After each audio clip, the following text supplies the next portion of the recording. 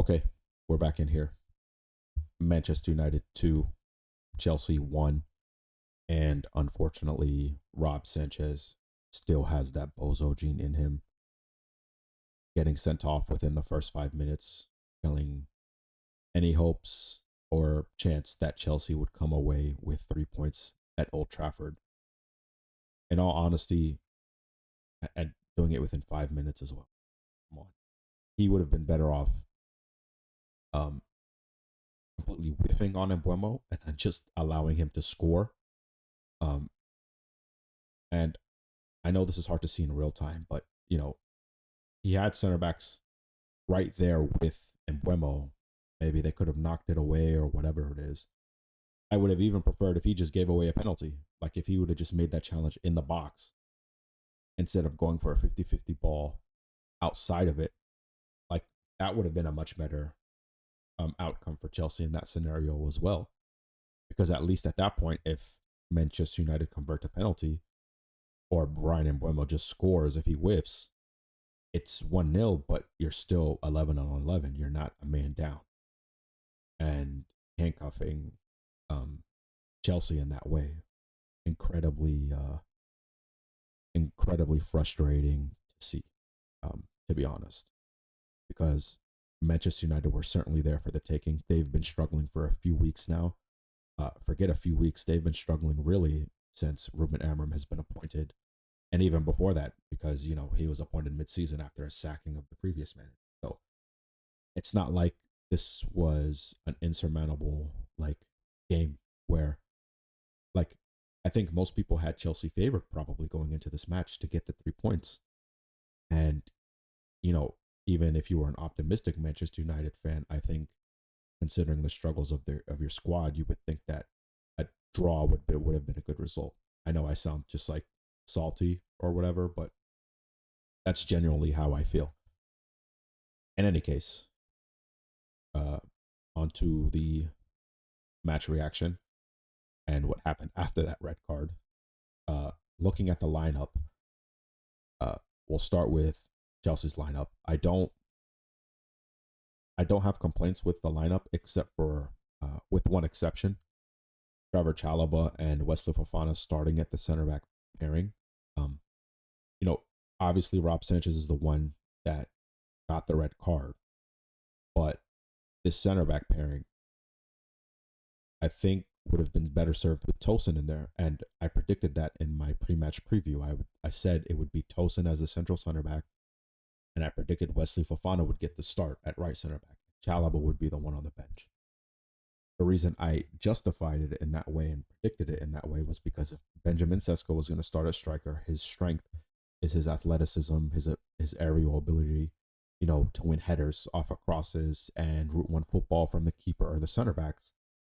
Tosin was best equipped to deal with that. He is the best aerial center back that we have at the club, even if you include the injured players like Levi Colwill and Benoit Badiashile. Not to mention, before the transfer window closed, the manager Enzo Maresca hinted that he would have liked the club to bring in a center back that could play that role for him, because he specifically mentioned that Wesley Fofana playing in that role probably had his worst performance in the Chelsea shirt, and the team also had their worst performance in a Chelsea shirt. And Trevoh Chalobah, um, same thing. He hasn't performed well in that role. So to play them together and to force one of them to be that central center back in that role was the wrong decision. And he said it would have been the wrong decision. I know that um, Tosin has been relied upon as the first choice center back basically since Levi Colwill has been injured, but it's not like he was unfit to play this match. And I know after the Brentford draw and the loss to Bayern Munich in the Champions League midweek, there would be some reasonable expectation to rotate the defense in some way, considering the fact we shipped 5 goals in 2 games. But Olsen being the one dropped, I disagree with, because he would have been best equipped to deal with Sesko in the air and would have had a better chance win that flick on ball that ultimately cost the red card.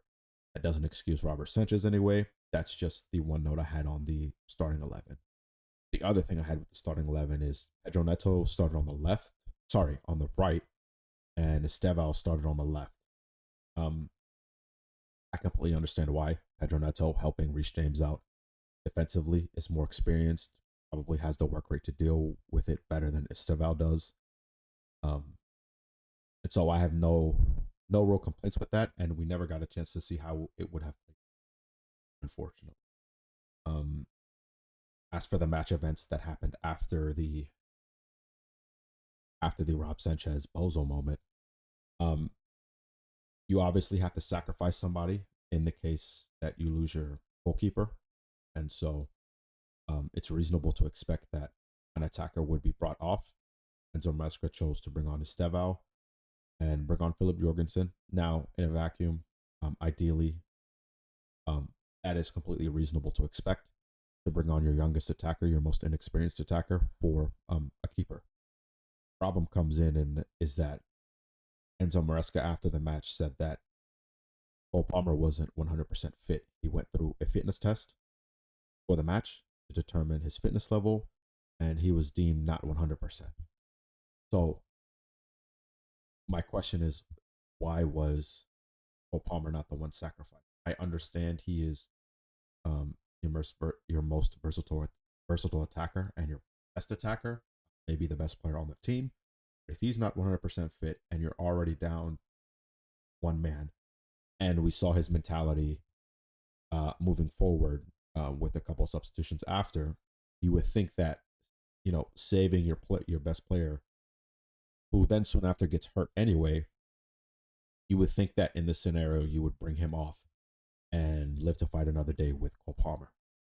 Um, Now, in terms of the substitutions that he went for immediately after, I saw there was a lot of discourse about it, and the discussion was that Maresca went too negative. I tend to agree.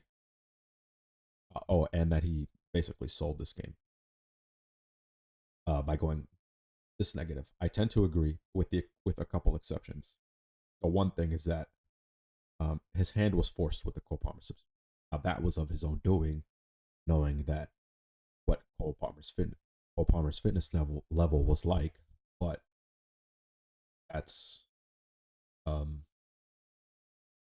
that was forced. And then soon after the keeper substitution, he brings on Tosin and brings off Pedro Neto. Like I said, if he would have just taken off Cole Palmer in either of those situations, maybe you aren't forced to bring on Cole Palmer later in the half, 20 minutes later. And as a result, 2 of the 3 substitution windows were used in that first half, which handcuffs you later in that second half if you want to make further adjustments. And not to mention, he did not make a substitution at halftime. So, all in all, I think he would have been better served bringing on Andre Santos first before Tosin. Even if you weren't going to take Cole Palmer off and you wanted to see how long he could last in the match, just because playing with 4 at the back and seeing how well you cope, being already down, it's not like he made those substitutions and it was still a draw. They were already down on the scoreline. So bringing on Andre Santos to see if you could cope a little bit better in the match, down a man, would have been better off, because losing 1-0 or 2-0 and losing 5-0 doesn't make a difference, really, for Chelsea in this situation. It's not like you're going to be looking at your goal difference this early in the season or whatever the case may be. It's either you lose out on 3 points or you go and you rescue a draw, or maybe in the unlikely scenario you can secure 3 points. So I think the order of his operation failed in terms of his personnel adjustments. I don't necessarily disagree with his thinking. I just think he went about it the wrong way and in the wrong order. Now, moving forward, Casemiro gets that second yellow and gets sent off, and this again brings up the adjustments that you saw Enzo Maresca make after his red card. I understand you can't look ahead and see that Casemiro is going to get a second yellow, but you have to be prepared for the small chance that either uh they get a player sent off for whatever reason, or um whatever it is, or more, a little bit more likely, still unlikely, is that you are able to cope well with 10 men and maybe create some chances on the counter and be dangerous moving forward if you don't become so negative in terms of your team. And so, uh, as a result, moving forward, we saw at halftime no substitutions for Chelsea. And after the Casemiro second yellow, I felt very positive going into the second half that a point would be secured, especially because at halftime, he brings on, uh, Ruben Amorim, the Manchester United manager, brings off Benjamin Sesko and puts on Agarte. Now, I'll speak about this probably in my league match week review and then in the coming days, but uh, Sesko was the reason for that red card to begin with. He was very dominant in the air against Chelsea, especially against the pair of Wesley Fofana and Chalobah. Um, obviously they brought on Tosin later, but uh, going into the second half, I was like, okay, I think a draw is very, very possible here with 10 men, considering the fact that, it's not like they lined up very positive themselves to start the match. And so, as a result, when that first sub is made in the second half, or the only sub that is made in the second half, bringing on Malo Gusto, and taking off Wesley Fofana, and then bringing on Tyreek George, and um, taking off Marco Correa. Yeah, Marco Correa came off, and Wesley Fofana came off. Tyreek George came on, and Malo Gusto came on, and moving to a back four. I think with a three versus Manchester United, just in this specific situation, this odd situation where both teams are down to 10 men, they were more experienced in how to operate in a three back than Chelsea were. A traditional three back, I should say, with three defenders. So I think that first 10 minutes or so before the substitution, Manchester United were a little ahead. But once we switched to a back four, Chelsea were on top of Manchester United, dominating the play and pinning Manchester United back. And this brings on the question of bringing on Tyreek George. I understand the justification for it from the manager, wanting to bring on a striker of some sort in order to free up João Pedro, with him being the most creative attacker on the pitch. I disagree with who he brought on, however. At that point, Manchester United, and throughout the rest of the match, still had three center backs. And so the only way Tyreek George was going to find success in the striker role for him and how he's most comfortable is using his athleticism and running the channels, maybe getting in behind, and that sort of thing. I think he would have been better off bringing on Mark Guiu, if only because he's a more natural striker. Not to mention the fact that his strengths theoretically as a player fit this type of game, where the game was at when the substitution was made, because Mark Guiu is better probably in the air, and he's better pressing wise. That's what he's known for: his energy and activity off the ball, and his aggression. And I think he would have been better served in that role than Tyreek George, because unfortunately, when you make that switch, we've seen that a couple times this season where you drop João Pedro back with Liam Delap hurt. That striker is mostly there to kind of be a sacrifice almost, to occupy space, to occupy defenders, to allow your more creative players to get on the ball and create chances in that way. And I think Mark Guiu would have been a better fit in this situation. Obviously, we don't really know if Mark Guiu is up to the quality that Enzo Maresca wants, or that he's up to the Chelsea standard in general. He was sent off on loan and only brought back due to a last-minute striker injury to Liam Delap. And the times we saw him last season was against admittedly lower competition in the Conference League and lower leverage games. And it's not the same as bringing him on in a game like this with this sort of reputation. But I think profile wise, he would have fit a lot better. So, in short, I agree with the thinking that the manager had. I just disagree with the person that he brought on. And that last substitution window meant that they couldn't make any more substitutions, unfortunately. They had used the last substitution window. And so I think overall, I do agree with some of the decisions that the manager made. I just think it was too mismanaged ultimately to deserve a point after going down 10-10 to 10 men and then, killing any chance of 3 points that team had. Moving forward, looking at Chelsea's schedule and where they sit at the table. Looking at where they sit on the table, by the end of the weekend, they could be down 2 spots if Manchester City, grab a win against Arsenal. We'll see if that happens. They will jump Chelsea in the standings. Sunderland, I'm not sure yet who they play, but if they grab a win, they will also jump up ahead of Chelsea. And so, unfortunately, the narrative surrounding the team starts to change a little bit. Those first 3 matches before the September international break, 2 wins and a draw, feeling very positive with how Chelsea's season has begun in terms of closing the gap towards the title. And for me personally, predicting that they would have jumped one of Liverpool, Arsenal, Manchester City in the table. But I thought consistency would ultimately be what's keeping them from fully challenging for the title and ultimately winning it. I just thought it would be spread out throughout the season.